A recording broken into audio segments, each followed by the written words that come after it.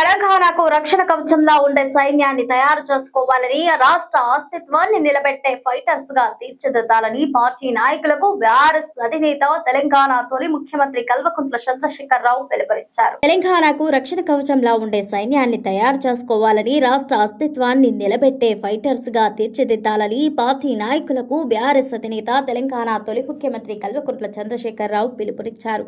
తెలంగాణకు కించిత్ అవమానం జరిగినా తట్టుకోలేని తెలంగాణ ఆత్మగల్ల కమిటెడ్ క్యాడర్ కావాలని, అధికారంలో ఉన్న లేకున్నా అద్భుతంగా పనిచేసే సైనికులను తయారు చేసుకోవాలని సూచించారు. మనమే వారిని సెలెక్ట్ చేసుకొని సుశిక్షితులైన సైనికులుగా తీర్చిదిద్దుకోవాలి. జిల్లాకు పార్టీ కార్యాలయం ఉంది కాబట్టి క్యాడర్ను తయారు చేసుకుని వారికి నిరంతరం శిక్షణా కార్యక్రమాలు నిర్వహించాలి.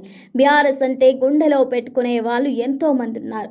వారిని సుశిక్షితులుగా తయారు చేయాలి అంటూ ఆదేశించారు. బీఆర్ఎస్ ఆవిర్భావ దినోత్సవాన్ని పురస్కరించుకుని హైదరాబాద్లోని తెలంగాణ భవన్లో ఏర్పాటు చేసిన సమావేశంలో పార్టీ ముఖ్య నేతలకు కేసీఆర్ దిశానిర్దేశం చేశారు. మధ్యాహ్నం 3 గంటలకు ప్రారంభమైన కేసీఆర్ ప్రసంగం సుదీర్ఘంగా సాగింది. అనంతరం నాయకుల నుంచి వివిధ అంశాలపై అభిప్రాయాలు సేకరించారు.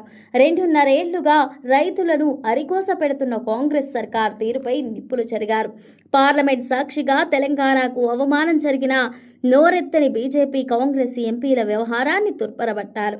ఇక మీదట గతంలో మాదిరిగా పరిస్థితి ఉండదని, క్షేత్రస్థాయిలో క్రియాశీలకంగా పనిచేసిన వాళ్ళకే పార్టీ టికెట్లు ఇస్తామని తేల్చి చెప్పారు. కాంగ్రెస్ సర్కార్పై బీఆర్ఎస్ అధినేత కేసీఆర్ నిప్పులు చెరిగారు. 10 ఏళ్ల బీఆర్ఎస్ పాలనలో అన్ని వర్గాలు అద్భుతంగా పురోగమించి దేశానికే తెలంగాణ దిక్సూచిగా నిలిచిన స్థితి నుంచి ఇవాళ దీనస్థితికి వెళ్తూ తిరోగమనంలో పయనిస్తోందని ఆవేదన వ్యక్తం చేశారు. మన హయాంలో అన్నిట్లో నెంబర్ 1 ఉంటే ఈ ప్రభుత్వం భూ కబ్జాల్లో నెంబర్ 1, కూలగొట్టుట్లో నెంబర్ 1, పేదల నోట్లో మట్టి గొట్టుట్లో నెంబర్ 1, రైతు బంధు ఎగ్గొట్టుట్లో నెంబర్ 1గా ఉందని ఆయన తుర్పరబట్టారు. తలసరి ఆదాయం, తలసరి విద్యుత్ వినియోగం, రాష్ట్ర స్థూల ఉత్పత్తి, రైతు బంధు ఇవ్వడం, సంక్షేమాన్ని అద్భుతంగా తీసుకెళ్లడం, ఇలా అన్ని రంగాల్లో ఇతరులకు ఆదర్శంగా నిలిచిన తెలంగాణను నేడు ఇంతటి దయనీయ స్థితి దిగజార్చిన కాంగ్రెస్ పాలనను ప్రజల కండ్ల ముందు ఉంచాలని పార్టీ శ్రేణులకు దిశానిర్దేశం చేశారు.